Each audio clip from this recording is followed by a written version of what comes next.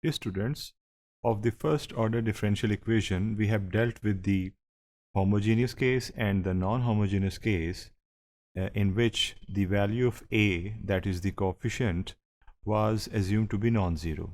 But we know that the possibility is there where the value of a can be equal to 0. So that possibility is now being discussed. This is the the first order differential equation of the non-homogeneous case, but this is the second one when it comes to the non-homogeneous cases. Overall, if we talk about the cases, this is the third one, and when it comes to the non-homogeneous cases, this is the second one. And definitely the identification is that a will be equal to 0, while b will not be equal to 0. So this is the symbolic notation of this case, that it is a non-homogeneous case, NHC, where a is permitted to be 0. Now the standard form, as we can see here, will change a little bit, because this is the standard form if we consider a here, and we have assumed that the value of a is equal to 0. So if I put 0 in place of a, this term will disappear and we'll be left with this term, and this term is now the standard form of the non-homogeneous case with a is equal to 0. Now we can find the solution, and we already know that the solution has two parts. One is the complementary function and the other is the particular integral or particular solution. Complementary function is borrowed, just like we borrowed in the first possibility of non-homogeneous case where a was not allowed to be equal to 0, and the same thing is done here, that for non-homogeneous case we assume that the general solution of the homogeneous case is equal to it. That is, this value can be considered equal to the non-homogeneous case.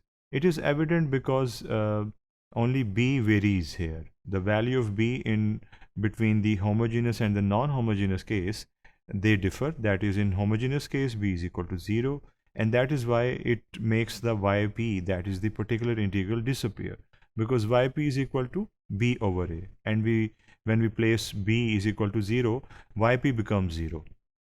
So the remaining thing is the solution of the homogeneous case, and the remaining thing is the complementary function. So that's why we assume that the complementary function of the homogeneous case is equal to the overall the complementary function of the non-homogeneous case can be considered equal to the overall solution, that is the general solution of the homogeneous case.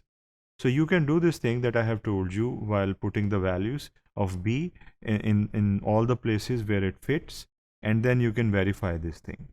So with that background, we can embrace this assumption, and now a is equal to 0, therefore yc reduces to this.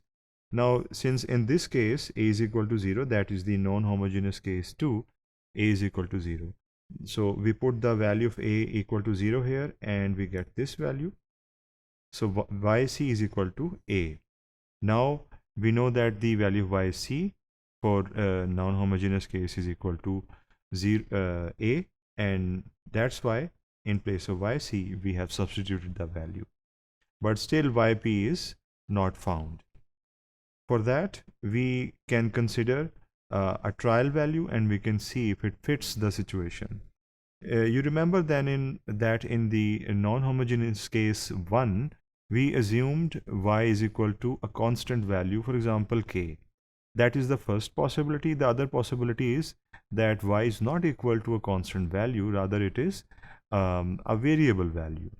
So let us see which one of these fits. Primarily we shall try the easier option, that is y is a constant value. So y is a constant value is what we are going to assume, just like we did in the first possibility of the non-homogeneous case.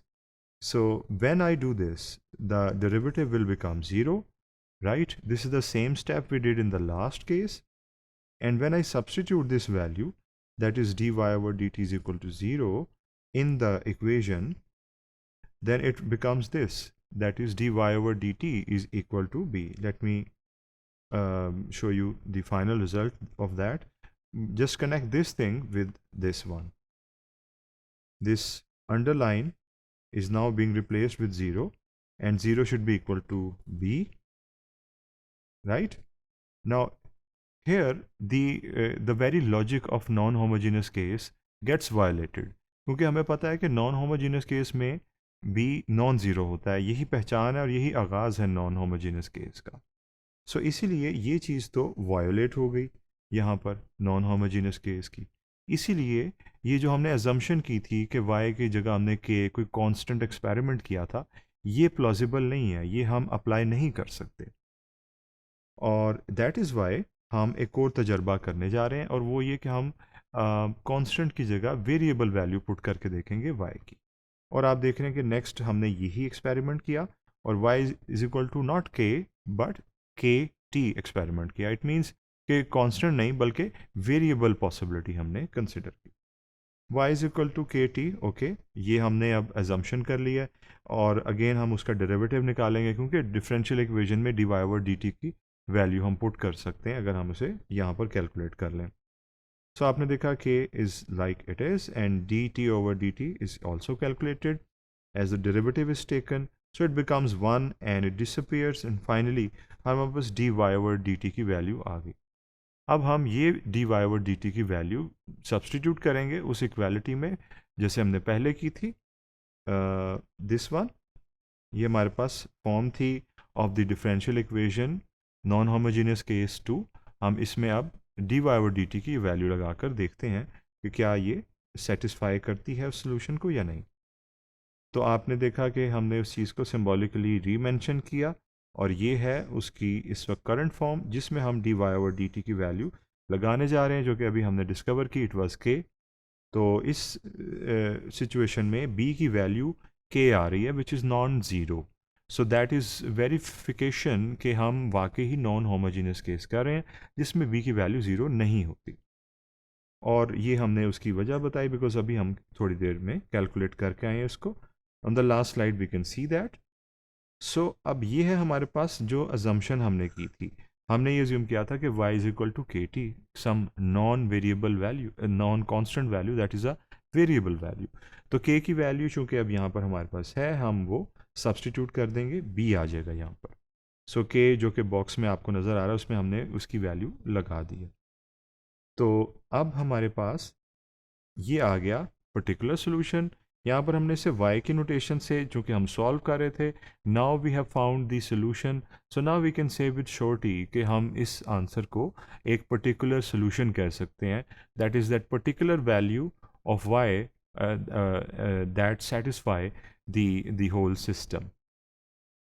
सो हमारे पास इस process से गुजर कर value आ गई yp की. yc की वैल्यू ऑलरेडी हमने फाइंड आउट की हुई है जो कि यहाँ पे सब्सटीट्यूटेड है. yp की वैल्यू हमने यहाँ पर सब्सटीट्यूट कर दी, और हमारे पास फाइनली जो जनरल सोल्यूशन है नॉन होमोजेनियस केस 2 जिसके अंदर a 0 होता है, वो हमने अब फाइनली एस्टेब्लिश कर ली है. सो डेफिनेट सोल्यूशन अगर हम इस जनरल सोल्यूशन से निकालना चाहें, it is that same formula, that is t is equal to 0 put करेंगे, और व्हेन वी डू दिस हमारे पास y नॉट की वैल्यू a आ जाएगी. और फिर हम a, और in other words to be more exact, a की वैल्यू y नॉट आ जाएगी, और ये हम सब्सटीट्यूट कर सकते हैं in this place so that we get value of yt. So this is now containing no arbitrary constant, and we can safely call it as the definite solution of the time path that is developed from the first order differential equation which is non-homogeneous and where a is allowed to be 0. So this is how we do this. Thank you.